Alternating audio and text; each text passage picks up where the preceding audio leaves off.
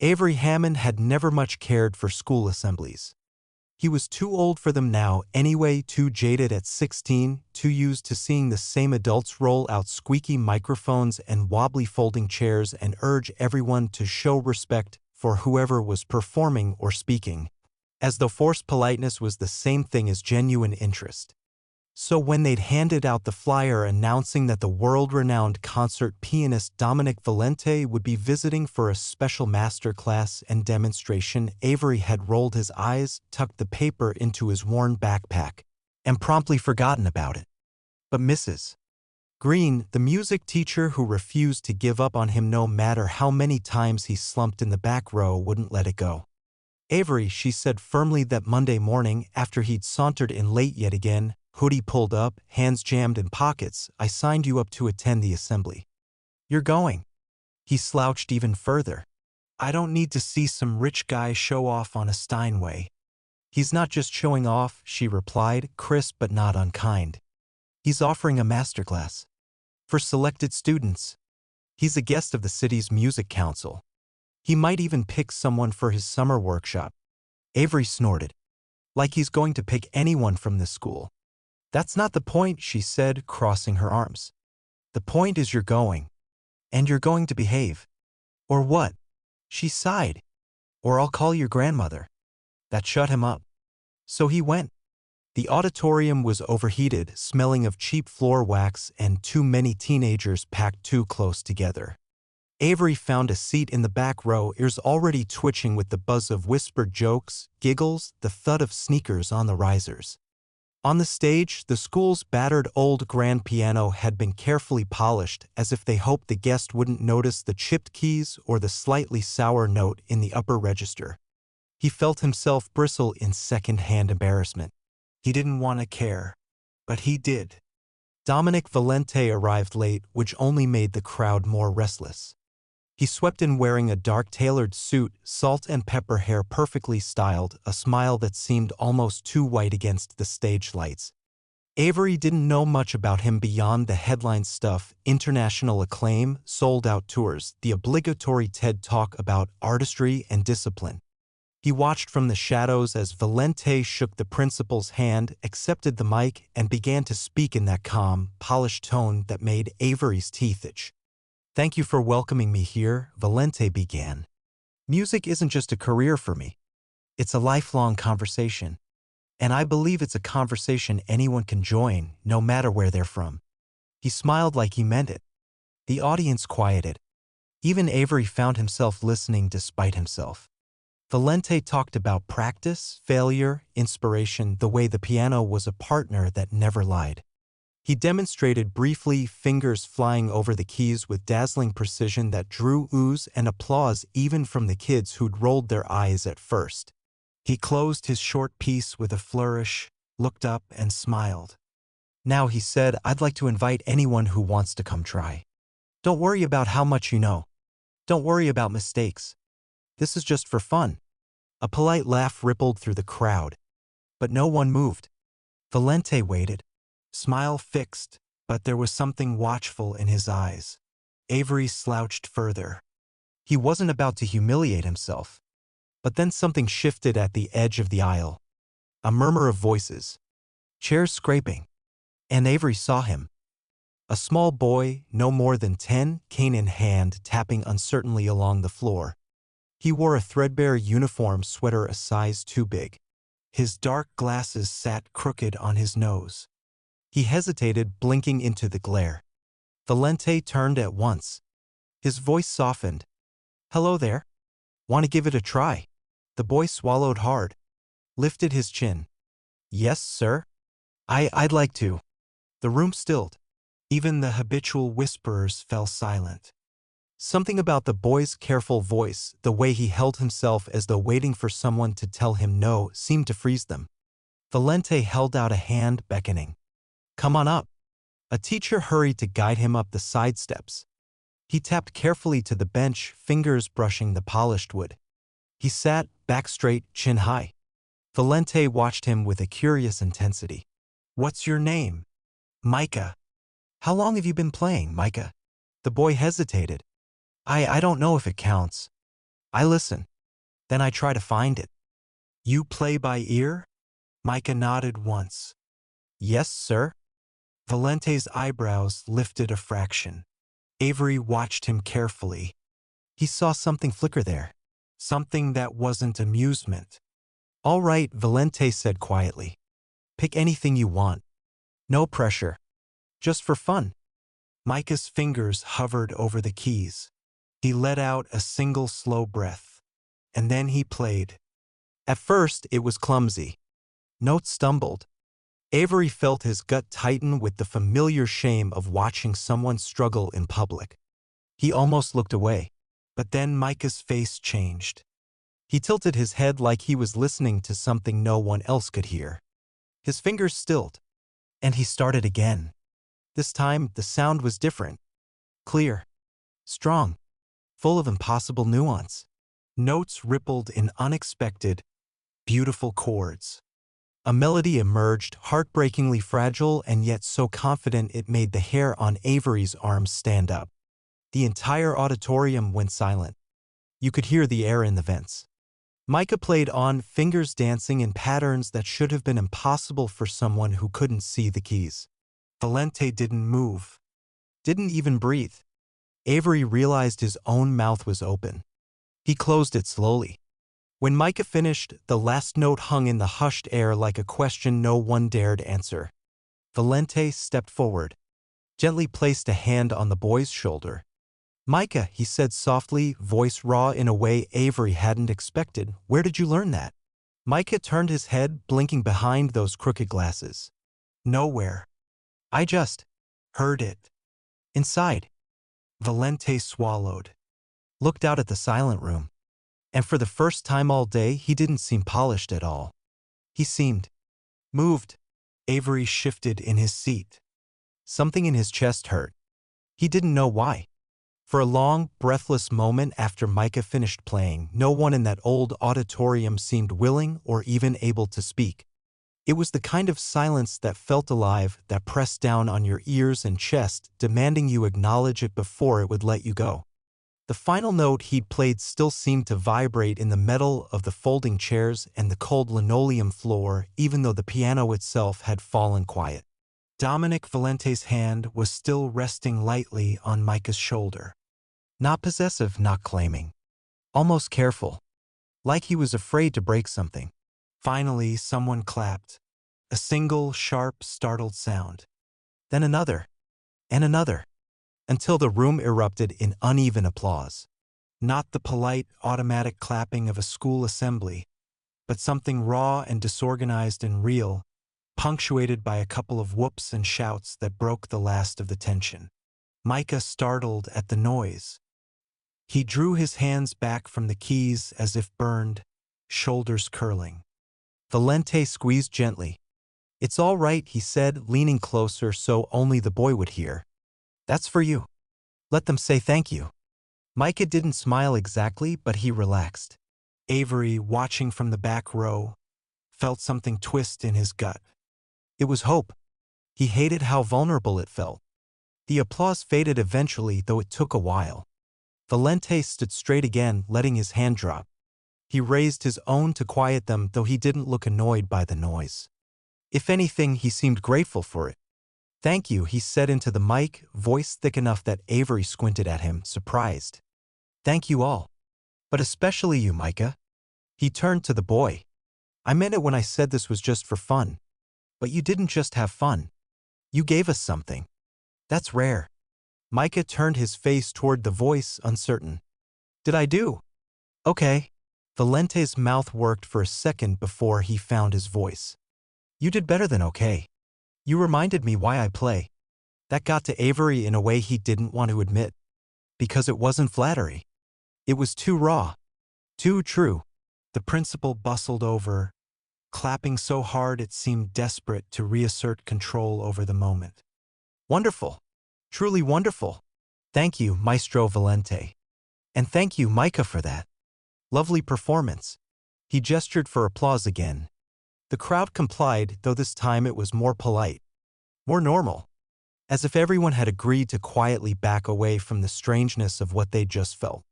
Valente let the applause wash over him without looking away from Micah. Do you want help back down, son?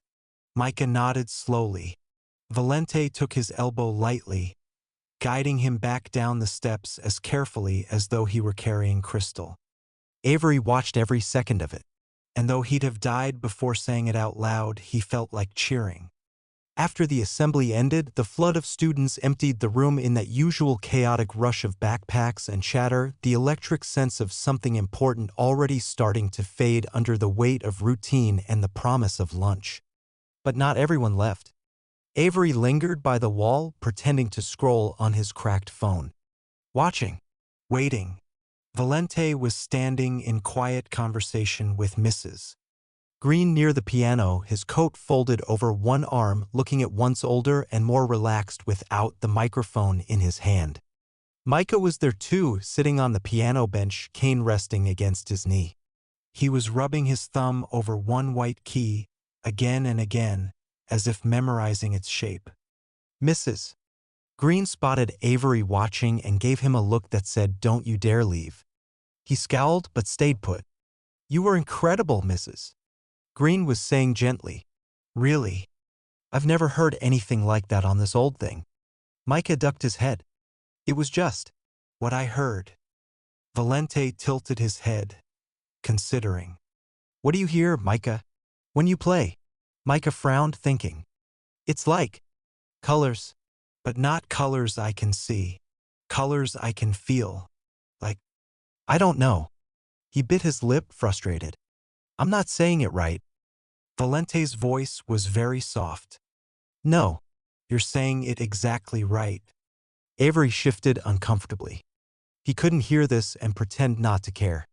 "Mrs. Green cleared her throat. "Dominic, I know you're busy, but he doesn't have private lessons. He never has. His family, well, they try, but they can't afford much. He just comes in here when he can. Listens. Teaches himself." Valente glanced at her. Something unreadable passed between them. "What would you say," he asked slowly, "if I offered him a place in my summer program?" Micah's head shot up. "Wait, what?" Mrs. Green put a hand to her mouth. "Dominic, are you serious?" Valente didn't smile. "Completely. I don't care about auditions or fees. I care about that," he said, nodding at the piano. "That ear? That instinct? That hunger? I can work with that. I want to." Micah's lip trembled. "But it's far. And we don't have. We can't pay for." Valente cut him off with a gentle shake of his head. "If you say yes, I'll make sure you get there. And stay there. Everything covered." Silence fell. Micah's breath shuddered. Mrs. Green's eyes were shining. Avery swallowed hard. He felt like he was intruding on something too personal. But he couldn't look away. Micah finally whispered, "Why me?" Valente's voice cracked just a little. "Because no one ever said yes to me when I was your age. And I'm not going to make that mistake now." Micah had never seen Maestro Valente's car before, not that he could see much of anything, but he heard it before anything else. It wasn't loud or flashy. Heard. Deep, controlled, like something expensive enough not to shout about it. He stood on the cracked steps of the apartment building with his cane in one hand and his sister's small, sticky fingers in the other. Jasmine was 6. She hummed tunelessly while swinging their joined hands, oblivious to the weight in his stomach. He heard the car door open, the quiet sound of shoes on gravel. "Micah!" Valente's voice was unmistakable, warm, professional, but softer than when he was on stage. Micah swallowed. "Yeah, I'm here." He felt Jasmine tug his arm. "Is that the piano man?" she whispered, loud enough that Valente huffed a laugh. "Yes," Micah said through a grimace, "that's him." Valente's steps slowed as he approached. "Hello, Jasmine. Nice to meet you. You're really a famous piano man?" Valente's voice got conspiratorial. "Don't tell anyone, but yes. It's true." Jasmine giggled. Micah rolled his eyes. "Can we go in?" Valente cleared his throat. "Of course. Is your mom home?" "Yeah. She doesn't want to talk about it. Micah's voice was flat, resigned. Valente didn't say anything right away. Micah heard him take a slow breath. That's fair, but I'd like to try anyway. They walked up together, Jasmine chattering about school and colors and friends while Micah stayed silent. He felt the rough rail under his palm. He counted steps automatically. He'd memorized this path years ago. Inside, the apartment smelled of old cooking oil and something green and sharp from the window plant his mother nursed like a sick child. There were clothes folded in neat piles on the table. A fan buzzed tiredly in the corner.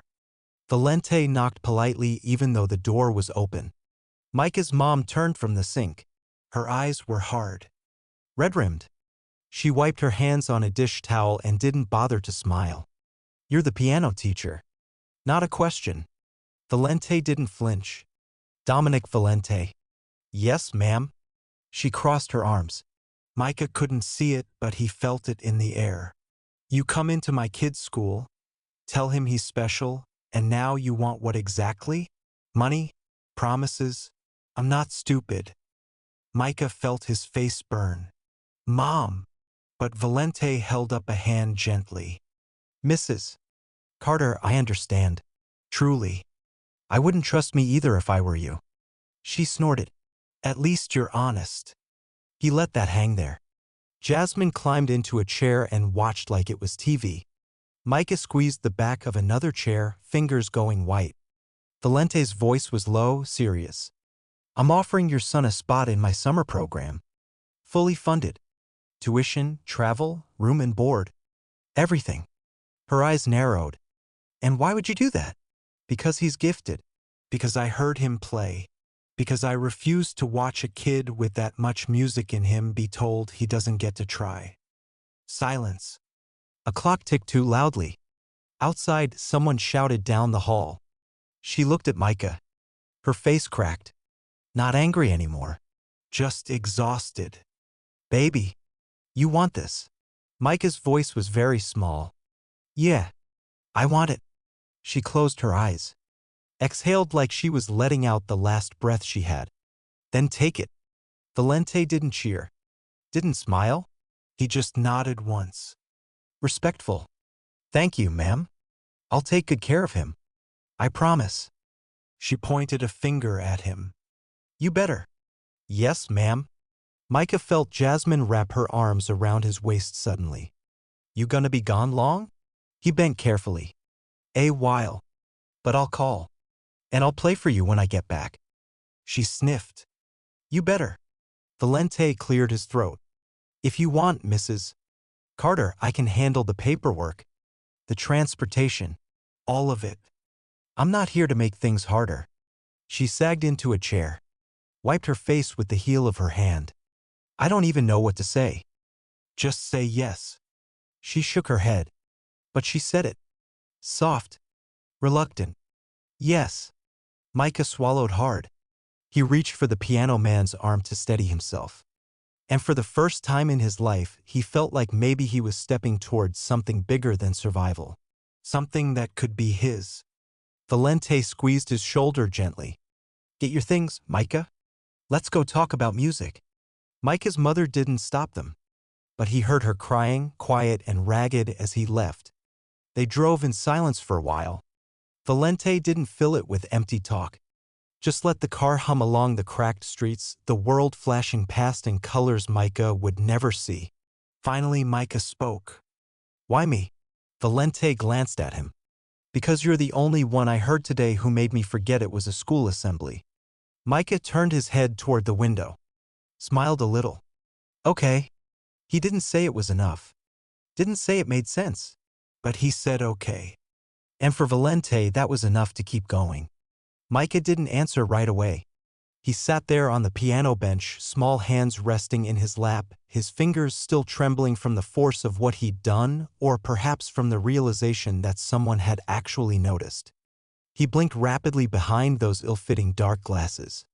The auditorium had mostly emptied out now, leaving only a hush broken by the distant slamming of locker doors and the muffled laughter of kids who had already moved on, who hadn't felt the ground shift in here.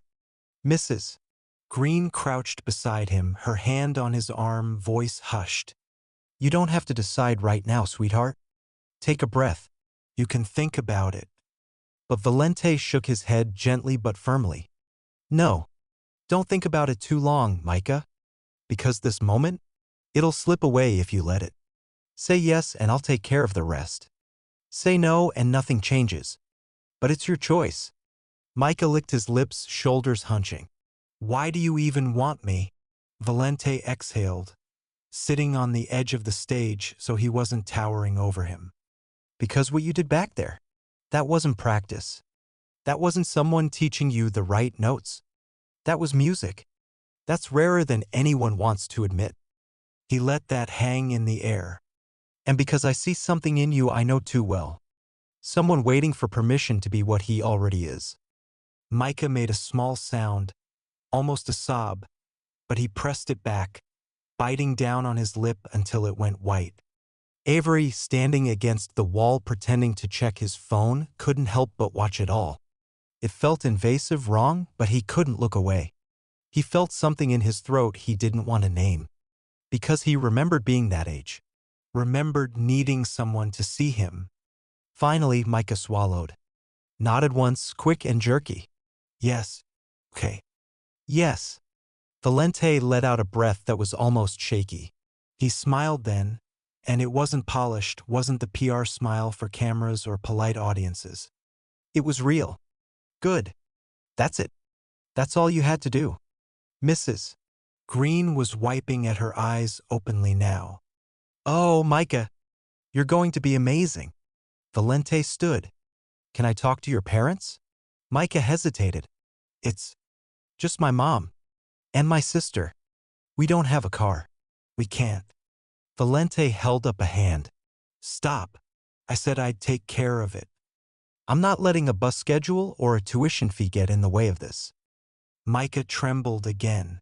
She's going to cry. Valente's eyes softened. That's okay. Parents cry. I've learned that's usually a good sign. Avery actually snorted at that before he could stop himself. He ducked his head quickly, cheeks flushing. Valente glanced at him then. Really looked at him. You play. Avery blinked, startled. Not like him. I didn't ask that. Avery shifted. A bit. Not enough. Not for anyone to care. Valente's eyes didn't waver. You ever think maybe it's not about them caring? Avery didn't answer. He looked at the floor. Valente turned back to Micah. What do you say, kid? Want to show me more before I go? Micah wiped at his face with his sleeve. Nodded slowly. Valente patted the bench beside him. I'll sit right here. Play what you want. The next piece Micah played wasn't as perfect. He stumbled once. Frowned. Started again. But Valente didn't correct him. Didn't rush him. He just listened. Really listened. Mrs.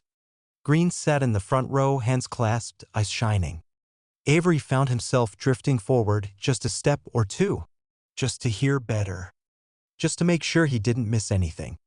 And for the first time in a long time, he didn't feel bored or angry or resentful that someone else was better. He felt glad. Glad to be there. Glad someone had let this happen.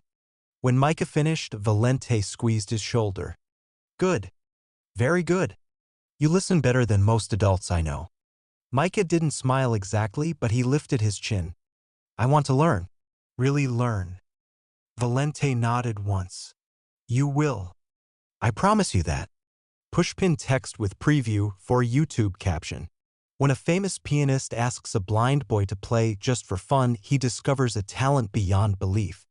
But when the boy hesitates to accept help, the pianist makes a promise that will change everything. As the final bell rang somewhere in the halls, Valente stood, adjusting his jacket. Mrs. Green, can you help me call his mom? I'd like to speak with her today if possible. Of course. Micah turned his head toward Valente, voice small but steady. You really think I can do this? Valente didn't miss a beat. I don't think. I know. Avery watched it all, heart thudding strangely. He felt like he'd seen something rare. something he wasn't sure he deserved to see. He cleared his throat. "Hey, Micah." The boy turned, eyebrows raised behind his glasses. "Yeah." Avery shrugged. "Awkward. You're good. Like really good." Micah's lips twitched. "Thanks." And for the first time in months, maybe years, Avery realized he wanted to go home and practice. Not because anyone told him to, but because he wanted to. Micah never really believed it was real until he felt the keys under his fingers again. But this time in a room that smelled like polished wood and new paint and something crisp and bright he didn't have words for. The conservatory wasn't just big, it was quiet, in that special way only expensive places knew how to be, the kind of hush that didn't come from emptiness but from respect. No one was shouting in the hallways. No one was banging on pipes. No one was telling him to turn it down. He sat at the grand piano, alone at first except for Valente leaning against the wall behind him. His cane rested carefully against the side of the bench, but he didn't need it here. His fingers knew the space. They learned it fast, the way his ears always did. Valente cleared his throat. "You comfortable?" Micah nodded, touching one key, then another, feeling the subtle weight and the perfect tuning. "Yeah." "Good. Because this is yours for as long as you want it." Micah's hands froze on the keys. "Mine? Yours? Not to own, but to use, to learn on. No one else will be scheduled here during your time. This is your practice room." Micah swallowed hard. His voice went hoarse. "Why?" Valente didn't answer right away. He walked over slowly, the quiet click of his shoes on the polished floor the only sound in the room. He rested a hand lightly on Micah's shoulder. "Because talent like yours doesn't grow if you're fighting for scraps of time and space. You deserve room. You deserve quiet. You deserve to feel like you belong here." Micah didn't say anything. His fingers tightened on the keys until his knuckles went white. He blinked behind those crooked glasses. Valente squeezed his shoulder gently. "Play something. Anything. Just for you." Micah took a breath. He let it out slow. His fingers trembled once. Then they settled. He played. It wasn't a piece anyone had taught him. It wasn't something from the radio or the battered old keyboard back at the apartment. It was something new. His own. He shaped it as he went, listening to the echoes in the room, the bright top notes, and the deep, warm bass. It was clumsy in places, bold in others. But it was his. All his. When he finished, the room was so quiet he could hear the blood rushing in his ears. Valente didn't clap, didn't cheer. He just nodded once, gravely. "Good." Micah huffed a laugh. "Just good." Valente's mouth twitched. "Good is where we start. It's where you learn to trust yourself. It's the hardest part. The rest, we'll work on." Micah's voice cracked. "Okay." The days that followed were a blur of sound and discipline and, sometimes, tears he didn't want anyone to see. He learned about posture, about scales, about intervals and harmony and the mechanics of wrist rotation. But Valente didn't try to beat the magic out of him. When Micah would drift off into his own improvisations, Valente didn't interrupt. He sat back, listened, then made him write it down. "If you can play it once, you can play it again," he insisted. "But I don't know how to write music." "Then you'll learn. It's hard. So is anything worth doing." They fought once. Micah slammed the keys in frustration. "I'm not like the others. I can't see what you're showing me." Valente's voice was sharp. "Then stop trying to be like them." Micah sniffed hard. "I don't want to be the charity case." Valente's answer was low, almost dangerous. "You're not. Don't you ever say that. Not to me. Not to yourself." Micah didn't speak for 10 minutes after that. But he didn't leave. On the last day of the program, they held a small recital. Parents, students, a few skeptical donors who wanted to see if Valente's little scholarship experiment had been worth it. Micah sat backstage with his hands folded in his lap, cane balanced against his knee. He breathed in. He heard Valente's voice in his head. Play like it's just you and the piano. Forget the rest. When they called his name, he stood. Jasmine cheered so loudly he heard people laugh. His mother hushed her, but her voice was thick and unsteady. Micah found the bench with careful steps. Sat, settled, breathed. He touched the keys, heard them before he played them. And then he let it happen. The piece was new. Half improvisation, half plan. Built on the bones of the melody he'd played that first day in the school auditorium, but richer, fuller. Fearless. He played with dynamics he'd practiced until his fingers ached. Let the slow sections breathe. Hit the climaxes with enough force to make the old piano shudder. When he finished, he heard it. Not the polite applause of an audience who didn't know what else to do, but a real, roaring cheer that washed over him like heat. He flinched, then smiled. A real, wide, unguarded smile. Valente was waiting at the edge of the stage. He didn't say anything, just pulled Micah into a hug so tight it hurt. That, he whispered roughly into the boy's hair, wasn't good. That was yours. Micah pressed his face into Valente's chest. Didn't even try to stop the tears. He didn't have to. Later, as the room cleared and Jasmine pestered him with a million questions about whether she could try next year, his mother pressed a kiss to his forehead and whispered, "I'm proud of you, baby." And Micah, the boy who had always felt like no one would ever see him, simply whispered back, "Thank you." Valente watched from a few steps away, hands in his pockets, eyes bright. He didn't interrupt. He didn't need to. He'd done what he'd promised. He'd given the boy room, quiet, and permission to be what he already was. A musician.